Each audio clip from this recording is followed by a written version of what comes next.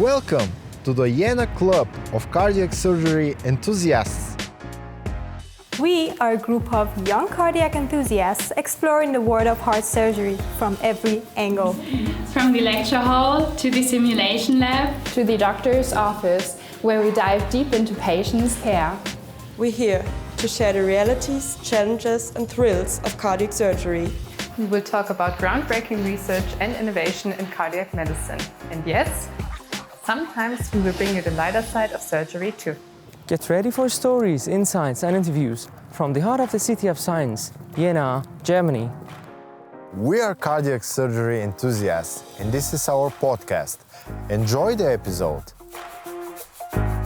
Welcome to the first episode of Jena Club of Cardiac Surgery Enthusiasts podcast. Today our special guest is Professor Torsten Doenst. And since it's our first episode, we'll introduce ourselves first. So Antonia. Hello, my name is Antonia. Nice to meet you. I'm a fifth-year medical student at the University of Jena. And my name is Timur. I'm third-year resident at the University Clinic of Jena. So our guest, as we say, is Professor Doenst. So Professor Doenst, as I was writing your introduction, I noticed that if I have to fully introduce you, I need more than 30 minutes. That's why, could you please introduce yourself? Okay. Well, I don't know whether the connection is okay. I just heard a part of it, but so thank you for having me. It's a pleasure to be here. And if it takes 30 minutes for you to introduce me, that only means that you speak too slow. Okay? So it's no big deal. I'm a cardiac surgeon. I'm the head of the department here, Department of Cardiothoracic Surgery. And I was trained in several places, went to medical school in Göttingen, trained at University of Freiburg, was in the US for research, metabolism research for 4 years in the meantime. And then also spent a fellowship with Tyrone David, back to Freiburg, then Heart Center in Leipzig for 4 years. And then since 2010, I've been the chairman of the department here. We will talk about every step of your life and your career. So let's start with the childhood. Yes. Would you like to tell us something about your childhood, how you grew up, and if there was some special moment or occasion where you decided to study medicine? Well, I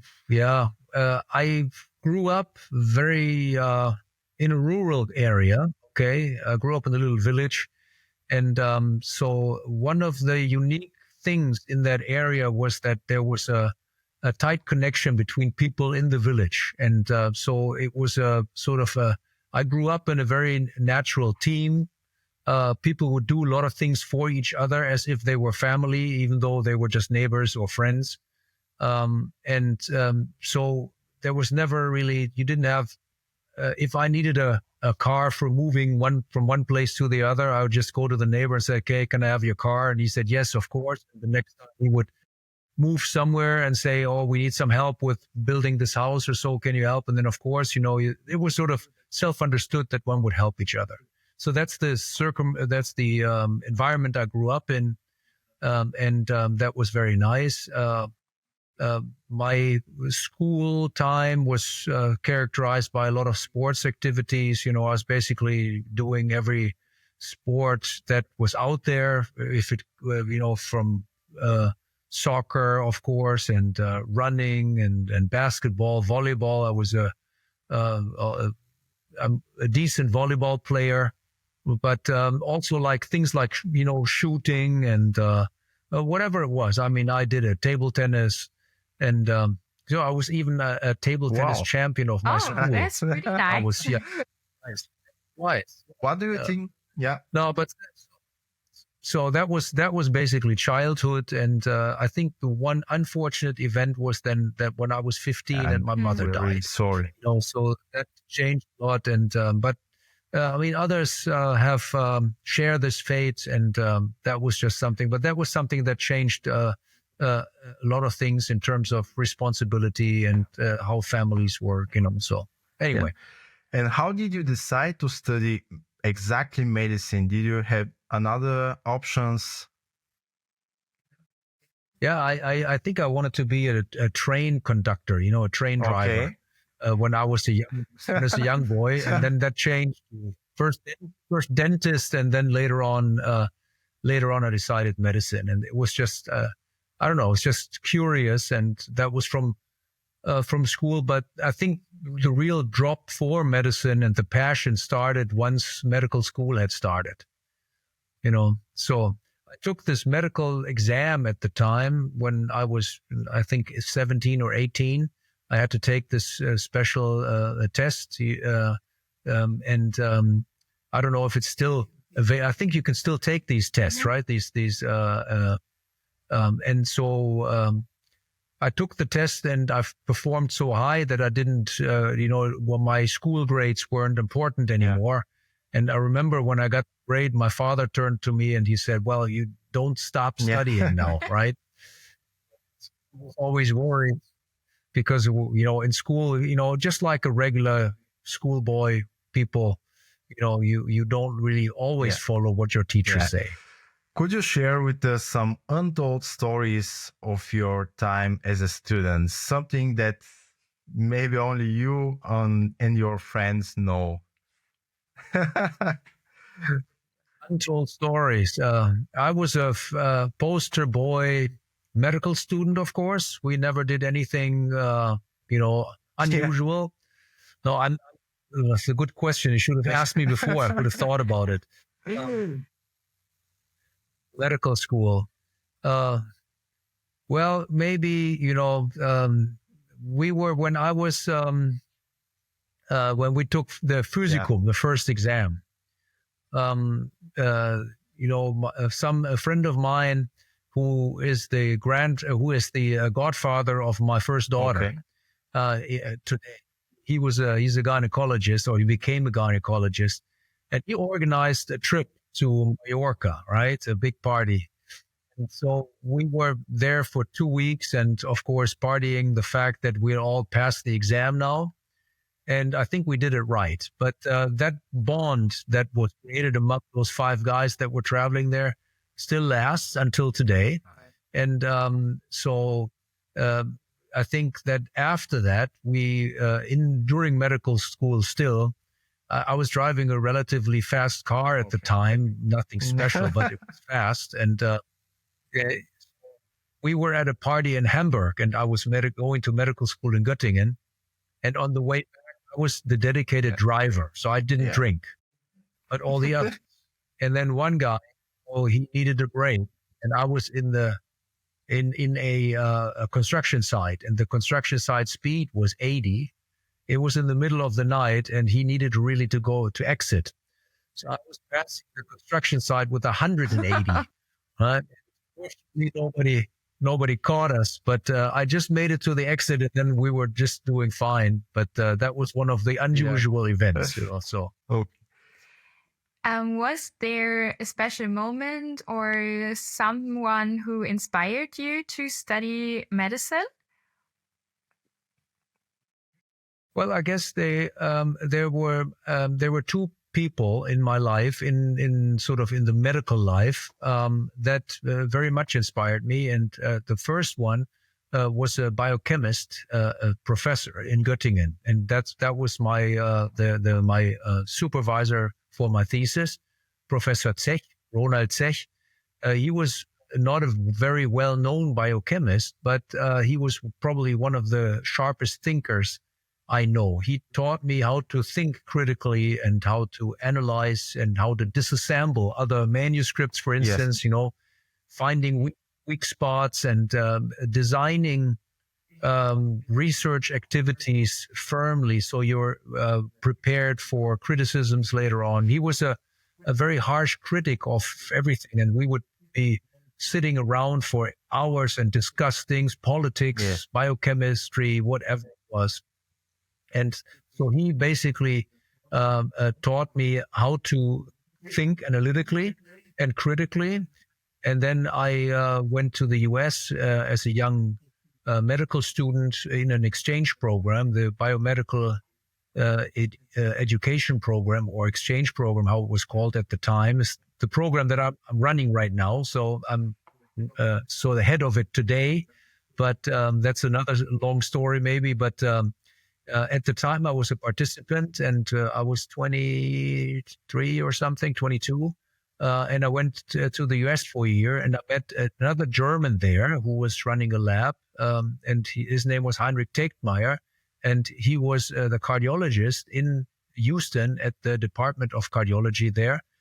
And he was a metabolism researcher, and I've spent 3 years total in his lab and 4 years total in Houston and being connected with the lab. And he basically instilled the fire of research in me, because I started my thesis program, and I thought, I can just start early so I get it done, and then I'll become the big clinician. I know everything. But by the time I was in Houston, and I realized that research is such a great thing, and so once you get hooked, it's difficult to stop. And then for some reason I sort of ended up, and that was the time that prepared me for being able to later on combine serious research with clinical surgery. Well, I believe I'm in that phase right now. You opened the world to the world of science for me, but I'm really happy that we're in that point of our conversation, because I was really wondering, do you remember your first paper and the whole story behind your first paper as first author? Because, I don't have my own paper until today, and I'm in that process. I'm really excited. I'm waiting that as my child. So do you remember that process in your life? Oh, yes. I mean, that's especially if you work in the basic science lab, the efforts that go into one of those publications is enormous, and is very difficult to compare to many of the clinical studies that appear, which may be so. I mean, if a clinical study is also a lot of work, I'm not trying to diminish it, but the amount of work that goes into a basic science study is usually a different level. So I spent a whole year as a research student in the department there in Houston, and I was doing isolated working heart perfusions on rats, and I was doing radioactive tracer studies on measuring glucose uptake, glucose oxidation, fatty acid oxidation. So all these things under different conditions, and investigating how the heart consumes metabolites. So the first manuscript looked at this and looked at insulin sensitivity, actually, and was published. I was there between 92 and 93. And the manuscript was published, my first author manuscript was published in 1996. And that was the work from there. So it took that time to get the manuscript published, and it was published in the American Journal of Physiology. And I was very proud of this. And, as you always have it, if you start something, you do it the first time, it's very difficult. It takes forever, get felt, so, and, but then once you get the hang of it, you get faster. And I was, when I was there as a student from 92, 93, I returned as a postdoctoral fellow after medical school in 96 to 98. And in those 2 years, I published 10 first author papers, right? So that was a different level, and all of a sudden things worked better. And so that's something, that's why as long as you keep pushing on these little issues, you will become good at it. And whether you eventually end up in nature or science is a different issue. There's a lot of other factors involved, but you can get really good outcomes for publications if you just keep at it. And and if it's fun what you do, then it's why you're doing it. You're not doing, if you just do it for the paper, don't do it. I share that opinion, to be honest. We will make slowly transition from student time, science, and cardiac surgery. But for me, it's really interesting because you were in Houston. Did you see the famous cardiac surgeon guys? You know who I mean? Dr. DeBakey, Denton Cooley. Right. Did you met them? Yes. Yes, I mean, I met them both. I actually knew Denton Cooley a little bit. He would actually, when we met later on or we saw each other again, he would recognize me. And he actually gave me a tour once when I was a few years later in 2001 or 2 visiting. He gave me a tour through his new building that was finally then the Texas Heart Institute, that had always been in a different hospital building before. And but then he eventually, at the end of his career or end of his lifetime, he managed to build his own Texas Heart Institute, right? But the other person in that aspect that always needs to be mentioned is DeBakey. And Michael DeBakey, he wouldn't have recognized me, but I was able to listen to lectures in his when I was a student there. And when he gave a lecture about aneurysm surgery, and I know all the stories, and so it was a crazy time in cardiac surgery, because cardiac surgery in the 90s was completely on the rise. There was a different operation invented every day. But at the time I was in cardiology and I didn't even care about cardiac surgery, right? That was only at the end in the 90s, like 96. In 96, I was doing my first half a year as an intern in Germany, and then I decided, well, if I wanted to be a cardiologist in the U.S. and I wanted to start my career there, and then I'd have to go home for my internship, because otherwise the U.S. wouldn't recognize my medical degrees, and so. We decided at the time with my mentor, Heinrich Teckmeier, we decided, okay, if we sort of waste that time, I might as well look at the other side of the heart and go to cardiac surgery in Germany. And that's how I ended up in the cardiac surgery department in Freiburg. And Friedhelm Beiersdorf was the young chief at the time, and he was very research affine himself. And he offered me a position in his lab and in his department. And so I was there for 6 months, and then I got a research stipend from the German Research Foundation, went back to Houston for these 2 years I mentioned. And then after that, I decided I wanted to become a cardiac surgeon. So my full enthusiasm and interest in cardiac surgery started in the end of the 90s, so to speak. But before I met Denton Cooley and Michael DeBakey, and I saw this sort of as a regular medical student. And it's a great experience. Interesting. It's a great experience. Okay, we go now into the cardiac surgery. Tell me your first step in the OR. Do you remember it? A good question. Do I remember my first time in the OR? I remember my time in the department in Freiburg, and it was it was just a lot of fun. We had so much fun there. I had the colleagues there. Beiersdorf had created a very nice environment so that people would always be happy to in there. There's a lot of competition going on, but it was very friendly. It was a friendly competition. It was driven by a lot of activities, craziness, which in the wintertime we would have snowball fights sometimes on the floors. And we can do it right now in Jena. Right, yeah, well, no snow, but it was... one had the feeling, the feeling was there that you had a lot of freedom and you could do what you wanted. And if you wanted to do something, you would find support. And I was always hoping to have this. And that sort of, maybe it's something that happens when you get older, that freedom sort of seems to disappear. But, this is one of the things that I enjoy so much with us, and you have a part of it in our department here now. I believe that freedom seems to return right now, and that is a very good thing. That I enjoy even today, even that now that I'm old. You are And, not old, so I believe, and I'm really happy to hear that. 2 days ago, I spoke with Professor Baldorf a little bit. I didn't told him that we are doing a podcast, but I just wanted a bit of information. Unfortunately, he didn't have the time to speak with me a lot. But the thing that I felt was his aura. I mean, he has that.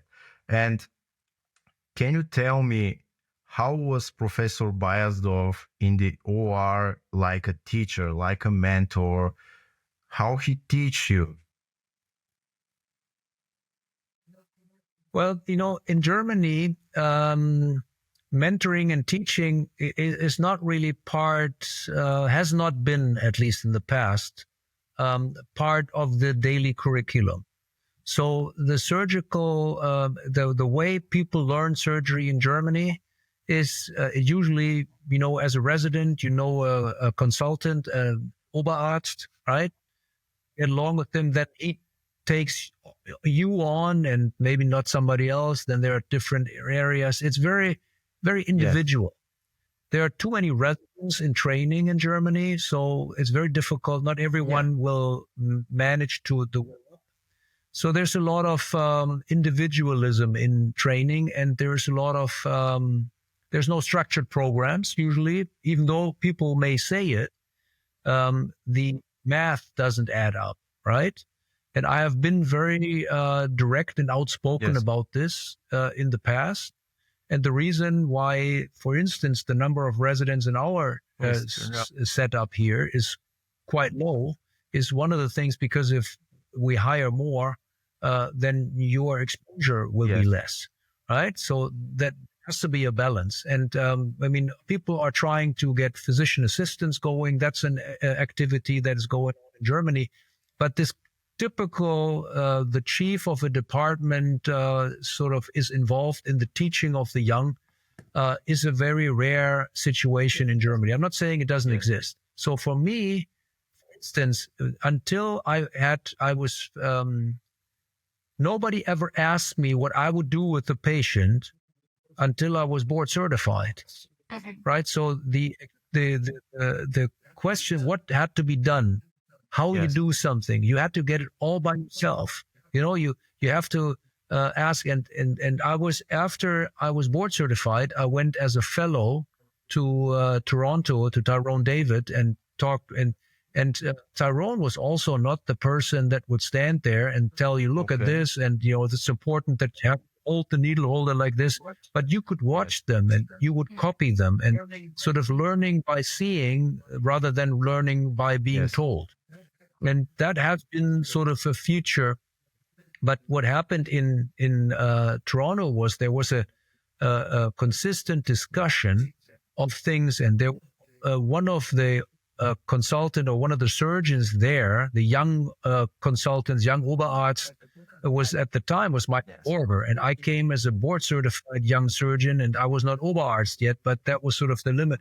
And so we were maybe 2 years apart, and he had been with Tyrone for many, many years in his training, so he knew a lot of the details. And we spent the entire year that I was there basically talking about details of technical issues, and why did he do this and why did somebody else do that. And so this whole year was very much intense in terms of teaching, learning technical issues, and learning surgical techniques. And that prepared me. When I then returned to Freiburg, I was able to do cases and surgeries there that hadn't been done before, right? And that sort of set the stage. And then later on, then that was developed further. Professor Doenst, you mentioned Tyrone David. I mean, he's a living legend that we all knew that.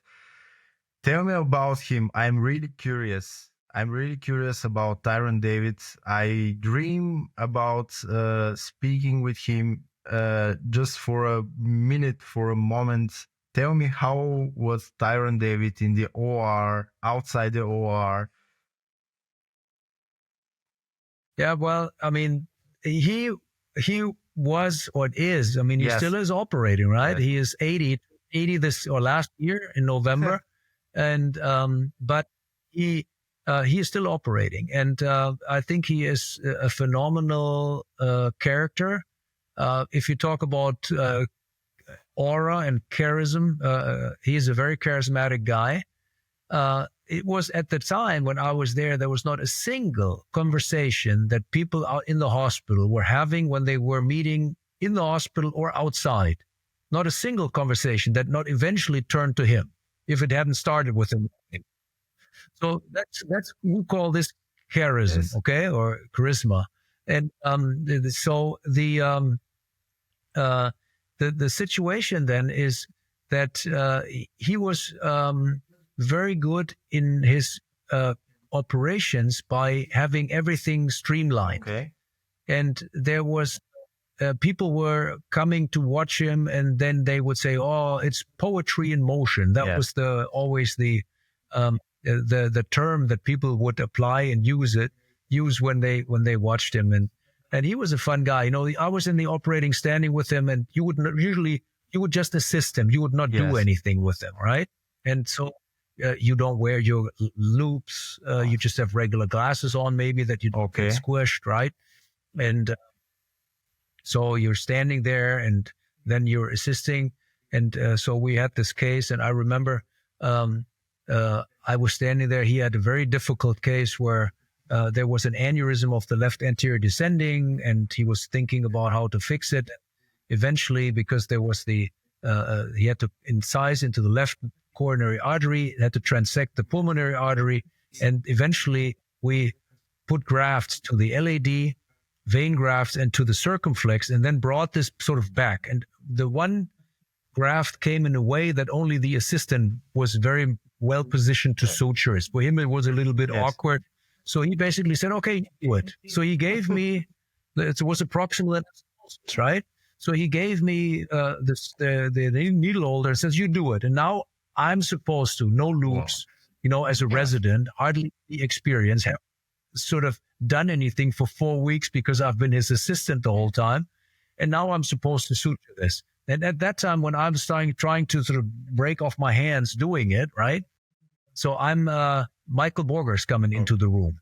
And Michael standing there and says, "Hey, Tyrone, I have this and this problem." And then Tyrone goes, well, you know, Michael, I thought we could go and have a coffee, and he finishes here, but he's sewing his first anastomosis. I have to watch him, you know. So at the time, I was, of course, you know, I was getting really mad because I couldn't get it done in the same Yes. speed. But I think those things, you know, eventually we were having a great laugh about it. It's a great story. But I think it's those things that stimulate you to get it done right eventually. He was a great role model, you know, and he taught me a lot. And since he didn't sort of volunteer information, I would make it a point to go to the library Yes. every night. You know, there was no internet time at the time. There was just beginning. And so I went to the library, and I was reading up until I had always 5 questions. And in the morning, come to the operating room, and then we would operate, and then I would always ask him my questions. And because you always had to have some background, otherwise his assistant, there was Joanne Yes. was his assistant, and she would be mad if you would just, you know, asking stupid questions, and you'd have to be prepared. It's acceptable. So that's the way I learned, and it was a great Let's time. slowly migrate.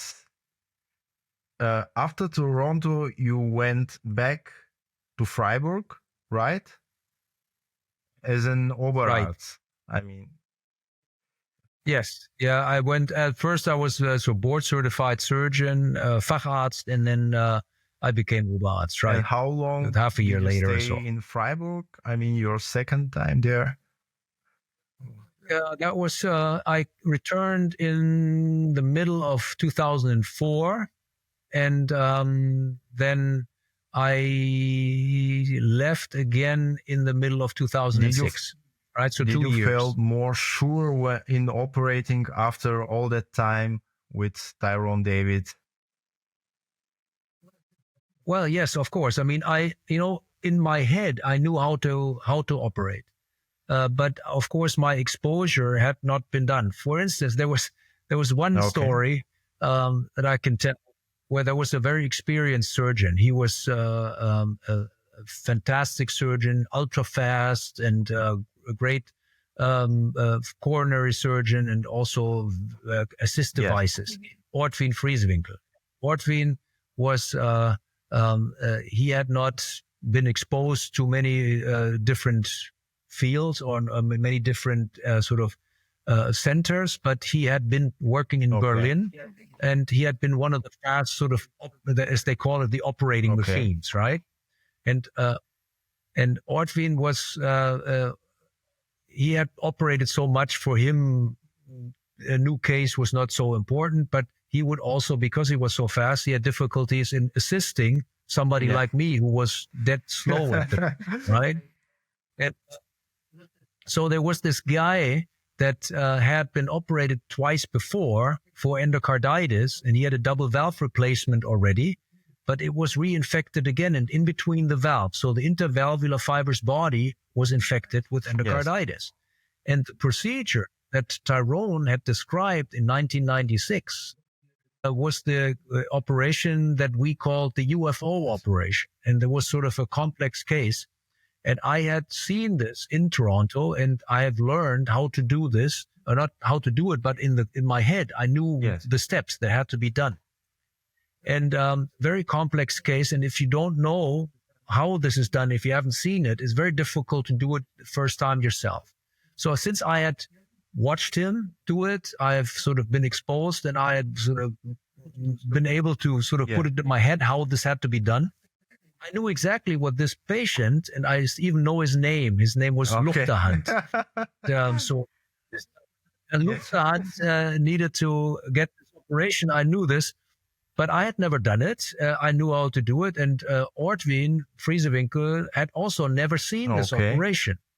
And so I told him that there's this patient, we need to operate on him. And he said, yeah. And I said, well, you need to let me do this. And he said, I don't know, it's difficult, third time redo. And so I said, I'm going to take your call on the weekend. And he said, okay. And then when we did the case, he started operating, and I said, look, I told you, you have to let me do it.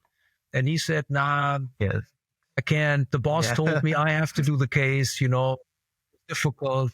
So I said, well, I can't do your case on the weekend until. He's like, it's bribery. I said, yes, call it whatever, but I know exactly what had to be done. So he opened up the case, and then he let me do it. And we did a UFO operation, and it went well. The guy was extubated the next day.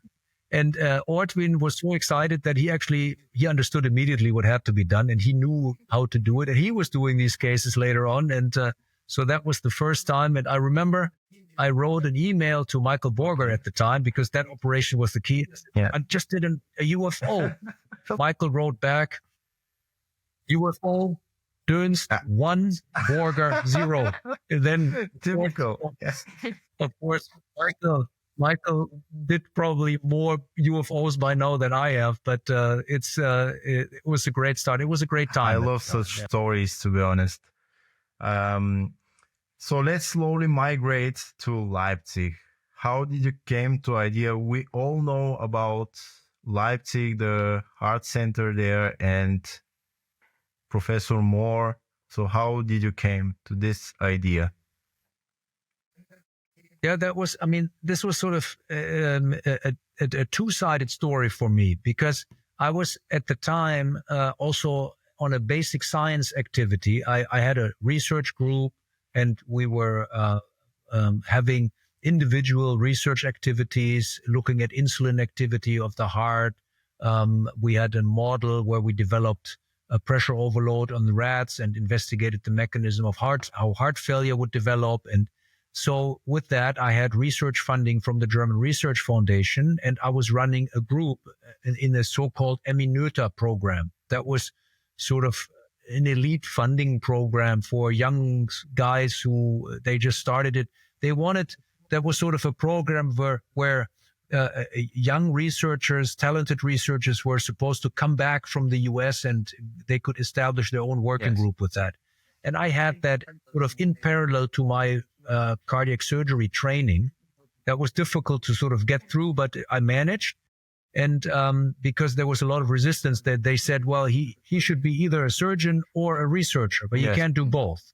And I always argued, why not? I mean, judge me by my performance and not by some cannot be done. And so I eventually succeeded. I found support.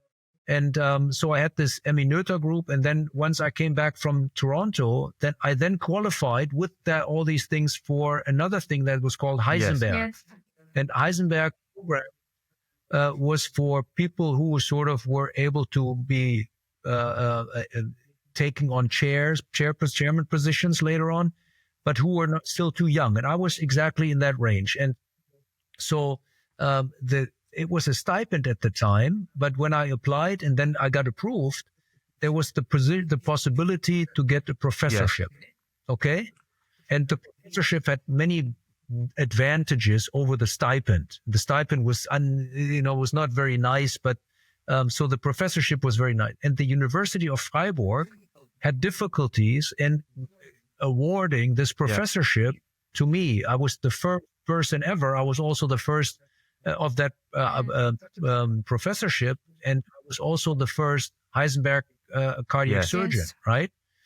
That hadn't before. And so, but Freiburg, there is a different issue with state and federal law and like some issues. And so they didn't want to grant that professorship to me. And they said, I'm supposed to do the stipend. And then, of course, at the same time, Fred Moore asked me to call him, and I called him up, and he basically on the phone was like, well, good that you're calling. I want you to be here. And then he offered me an option to run my lab there. He invested €250 million in rebuilding the research activities there. And then eventually I decided to go there, and the University of Leipzig awarded that professorship to me. And so I went to Leipzig 2 years later, became a Heisenberg professor, and had my lab activities and had the opportunities to, of course, work at probably the best cardiac center that was in Europe at that time, right? As a student, I am into cardiac surgery since day one. As a student, and I was always hearing Leipzig, my mentor in Bulgaria, and everybody there they were saying, like, I was imagining that it was like a Disneyland for a kid, for me. Please tell me how was in Leipzig? There were so many operations, I believe, so much exposure, so much action experience. Please tell me. Well, I've heard many things about Leipzig, but never the term Disneyland, right? But it's no, it was at the time when Fred Moore went there in the 90s, it was a private hospital in the former eastern states, and Saxony, the state, has 4.5 million inhabitants, and there are only 2 cardiac centers, and that makes the number of patients there already very large. And then through his absolute vision in terms of the minimally invasive approach, he was able, and also Fred Moore was a very strong leader. And, people always attract the same type of what they are. He attracted many other strong leaders, and you can see them distributed all over Germany. And so he was the right person at the right time, at the right place.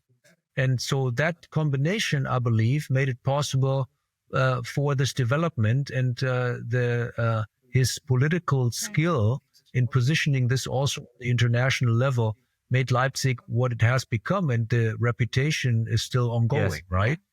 And so, but I think that the best times were like between 2000 and 2010. And it was, if you ask me how it was working there, well, it was like in every other department. You go to work, you do your cases, you see your patients, you do your research work, and you go home. From that perspective, it's nothing fancy. but the interaction with others is there, and there is, of course, the expectation is there. Then it was at the time, there were oftentimes visitors that would come to everybody's operating room. Then, of course, this international reputation allowed them to do these latest techniques courses, where that was sort of unusual and unbelievable. I haven't seen any format. I mean, I think Volkmar Falk is doing something, starting something like this in Berlin now again, which is a good thing, where you have surgeries, 5 surgeries, but in 4 separate operating rooms in parallel. Yes. And that was, of course, something because they would switch from one operating room to the other, and you could, as for the audience, it was very nice to follow those things, right? So that was a very innovative format at the time, and all the big operators and surgeons all over the world came and operated. But at the time, funding was no problem. Yes. The industry was supporting this. So it was just great, and it was great for learning, for interaction, and so it was a very great time. Today, a lot of those things are much more difficult, and also of time changes, and you can't just do the same thing all over again. So, but some people actually, I've heard one person saying that Leipzig was a pressure cooker. But at the I could never. I knew that there was a lot of demand and expectations. I mean, you don't go there for to be in Disneyland. You go there to learn and to perform. I mean, that's those people who would sign up. They sign up for exactly that. Every surgeon has a case that don't want to remember, so to say, the catastrophe. I'm really sure that you are open to talk about it or about such cases. And I'm pretty sure that you have one. Could you please tell us? Well, when I was a resident, I had the opportunity to work with a pediatric surgeon, a cardiac surgeon from Sweden. And he once said that every surgeon fills a cemetery. And that's not the problem. He just has to know why. And I think that is a very good statement. And of course, I have cases that did not go well. But, I think as long as you know that the next time you would do the same thing again, then I always say it's a statistical effect, and the chances that it happens again are going to be very low. But, there are individual cases. I remember one case. It was a 48-year-old father of 3 daughters. And it was a redo case. And when we cannulated the aorta, which was very much calcified and it was stiff, the cannula must have somehow found a way into caused the dissection basically in the descending part, but really clear. And so eventually it was very difficult to detect. We had a problem. The pump was running. Everything was going. The rest of the case was fine. But eventually the patient, he died. And we only very late found out what the problem was, even though we were on top of the problem during the whole case. And it was very unnerving. And when you find out what you have not noticed in the beginning, that is something that always causes trouble. And it is one of those. I mean, this is one experience, and fortunately in my life, I don't have too many of those. But I think one of the reasons why that is because I have discussed so many hours and probably days and days of my life about potential complications that can happen. That it is something that you can then avoid it. And, you know it. I always say that if you are a person that if, in driving school, the teacher is not supposed to tell the student, don't hit the curb with the wheels, right? Because if you do, then they go and then they scratch the rims. And so I say, if you are one of those persons that if you're told don't scratch the rims, and and then you do it, then don't go into cardiac surgery. Because in cardiac surgery, you have to know, if I do this, I will scratch the rim. If I do that, I will manage to get by. And you have to get by. And then you can't, you have to be able to evade the problem and not be intimidated by it.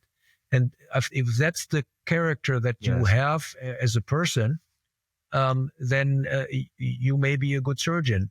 But if you're sort of worried and you fear and you don't perform well if you're under fear, then don't do it, because everybody is afraid and nervous, but you have to be able to perform anyhow. Yes, I agree. And let's talk about Jena now. I'm really proud that I work in Jena. You are the chairman since 2010, right? Right. End of 2010, and right. Is there a big difference between being the chairman and the German word Oberarzt? You have the full responsibility now. You are the boss. You are the leader. Yeah, I mean, I think that if you had asked me that 10 years ago, I may have given a different answer. But of course, you are in charge.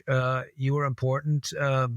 But I think that the value of a leader is defined by the team that he leads, right? Or she leads. It doesn't matter. And so I find it much more important that the people that work with a leader sort of do it deliberately. You know this. I'm always saying, like, if you believe that you're here because I want you to be here, then don't work here, right? I want this to be a deliberate decision, and if I get the job done, then I know that I'm sort of on the right track, right? If I get the job done because I pressure you into something or I force you to do something, I wouldn't be happy with it, right? There are situations where people have to do something, they have to listen. But I think that's an important recognition that you have to have if you lead something, whatever. It doesn't have to be a department, but that's it. And if you think that somebody's irreplaceable, well, think again, because life continues. Never mind what happens. And I can tell you that if you have lost a parent at young age, you know exactly that life will continue, and you learn this early. Never mind what happens. Being responsible for the education of young surgeons in Jena, what are things that are really important to you? What do you want to point out in the education? That's one of those things. I mean, you can get me here on slippery ground because personal opinion may be considered old school. But, I have the feeling that if you want to learn something as a student, well, you have to learn. You know what I mean? So I know already most of the things. I definitely know all the things that I could teach you. So if I'm not sure, in the current times, I sometimes get the idea that the professors always are told what we have to do differently in order to be better teachers. I told you how teaching would had gone on in cardiac surgery in the past. I don't think that we became poor, surgeons because our bosses have not spent hours and days with us and learned micro learning units and whatever you call it, right? So the bottom line is there's a lot of value to this. I'm not trying to diminish the value of it. And there are a lot of activities where teaching can be done incredibly efficiently. But if the student is not interested in learning it, end of story. I can be the best teacher, that's it. But if the student is interested and if the motivation is great, that's it. And I'll tell you one thing, you can be the most motivated cardiac young resident and want to be the best cardiac surgeon. It will still take years, and it will take you years to be part of this and put it in all the sweat and tears and hours, because we already have gone through this. And once you know it, this is one of those laws and one of those rules, more or less. Once you know how to do something, you forget how difficult it was to get there, and it feels like, it's so easy. Yes. And that's why a lot of people have difficulties in then actually spending the time, investing the time into others and learning. And I believe students and teaching is very important. I believe learning is very important. And I mean, I run this exchange program I mentioned earlier, where I've took part in.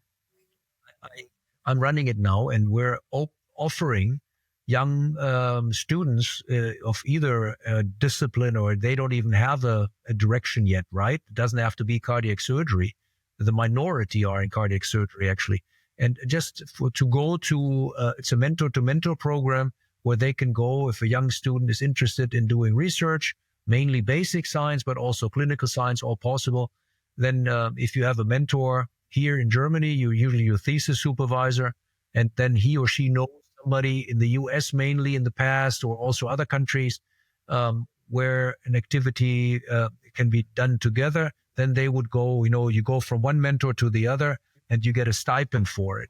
And so that's something that we do. And then I'm also very much active in sort of offering opportunities to learn how to do research properly in cardiac surgery. We've done Nachwuchsakademien in Germany, 2 of them.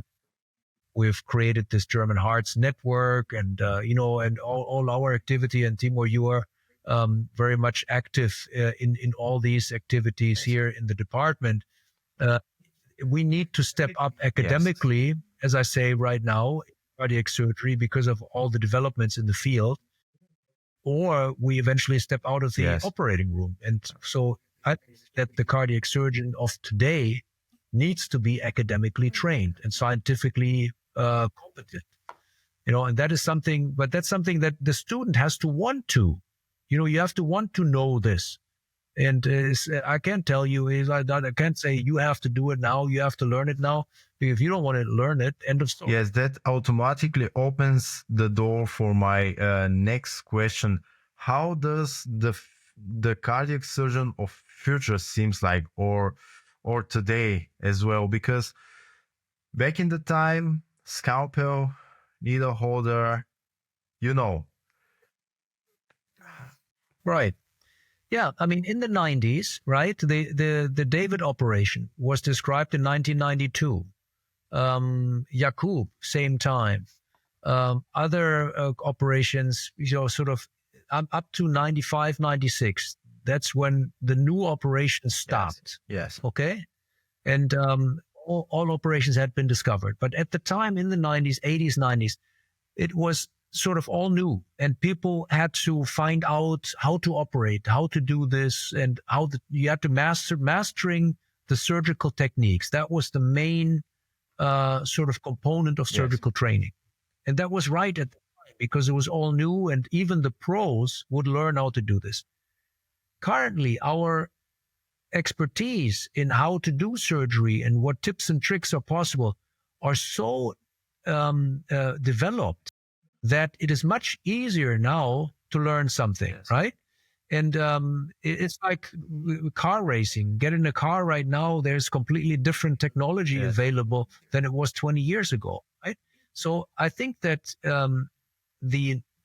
it's a condition of absolute necessity to operate well, to know how to perform a surgical procedure. But that's just one part. It's a given. It's sort of you can check on that if you have it. But that alone will not make you a leader in cardiac surgery. A leader in cardiac surgery is somebody who knows how to operate and also knows how to act academically. And you have to publish, you have to do research, you have to sort of develop the field. And further developing the field doesn't mean inventing a new operation. It may happen that, there's a new, but most of the time, those new things are modifications of older things, right? And when I was in Toronto in 2003 and we came up with a new idea, Tyrone always said, well, if you think you have a new idea, that only means you haven't read enough. Well, so, and there's some truth to it. I mean, it's there already at that time, a lot of things had already been thought through. And so I think in today's time where we have a lot of competition from the interventional side, which is a good thing, because that keeps us on the toes and that makes us that pushes us to develop our field further. And that's why we need to be in research. And I think one of the great points will be, consider a patient that has a heart problem and needs a specific operation. I don't know, mitral valve repair, you name it. And if you have a patient that has no other comorbidities, surgery can be done at almost no mortality and with usually a very good outcome if the professional surgeon does it. But if the same patient has liver and kidney disease, his risk is maybe 10, 20% of dying in the same operation, technically the same, outcome completely different. So we need to work on procedures that reduces the mortality in those high-risk patients. We are operating, demographics are changing. Yeah. So at least for the next 20 years, the challenge will be, how can you take care of the older, more frail, more comorbid patients with the same technical problems? Yeah, that's a great point. And when we speak about leadership, you are the new chairman of German Society of Cardiovascular and Thoracic Surgeries. I know you. Yeah, the president. Okay. I know you always have new ideas and you want to change something. What are your plans as a president? Yeah, it would be great if in a 2-year term you could just change the whole world around. That would be very nice. That's no problem. But I don't know if we really need to change everything around. We may have to sort of turn the wheel back a little bit and do something that should have been done maybe earlier. I think we need to step up academically, and I would like to sort of continue that process. We've started it. We've started it with German Hearts, the research network. We I think we need to cooperate and interact with the cardiologists a bit better, and we're in the process of this. I think the competition between the intervention and surgery is a factor that is a good thing and is developing both our fields. And so we have to find a nice balance of doing this in a professional way. And that would be something that I would like to pursue. And I know that my predecessor, Professor Falk, has been already very good in starting this, and he is very strong that people are following him in this direction. And I believe that continuing that path is important. And then, of course, working on those things that I just mentioned. We need to sort of reduce our perioperative morbidity that we are causing by operating. You know, the stress of surgery has to be made more tolerable to the patient. You're stepping into... Yes.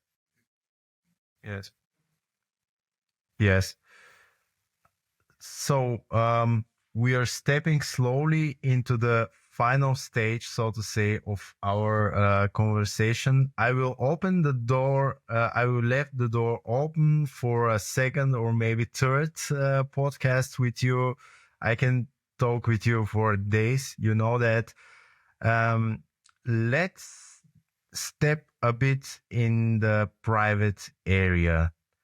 I will shoot my question. How important is it for a successful man as you to have such a loving and supporting wife and family? Okay. Yeah. I think it is key. You know, there's three parts, or life is like a 3-part, and one is job, the other one is finances, and the third one is family or wife, love life, whatever, you know. So those 3 things are important. important. And if one area is under stress, that's no problem. That's probably there with most people. But if two are there, that's critical. And if three, then it's dangerous. It's usually the situation doesn't hold. So if as a surgeon, where your job is always under fire because there's so much pressure, not because your colleagues make the pressure, but because you have to perform every day at almost perfection so that every patient gets the right quality done in the operating room. If you, under these conditions, have a critical home situation, that is a real challenge. And I'm very happy that I have a very supporting and loving wife. And I hope that I am sort of an acceptable husband to her, but so she hasn't complained. Everything is from that perspective. I consider myself very happy. So I always say if I would complain, I'd be crazy. So maybe that's the right moment to shout out to your wife, Claudia Doenst. She helped us a lot with the whole concept of the podcast. So that's the moment that I personally and my co-host, Antonia, we are saying thank you to your wife because she really helped us a lot. And that will be my last message to you. Do you want to use our platform to tell something to your wife and your kids? Well, what can I tell them? I can only tell them thank you for being there, and I love them. And it's very difficult to find the right words, but I mean they know exactly what I mean, and so I will always they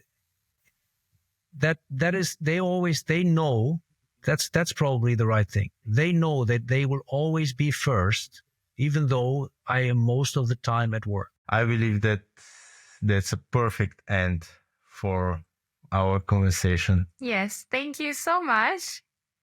Professor Doenst, thank you so much for being our first guest. It was really amazing conversation. Thank you a lot. It's my pleasure. Thank you. Thank you. And then Bye. bye. Thank you, Antonia. Thank you. More. Thank Bye bye. you.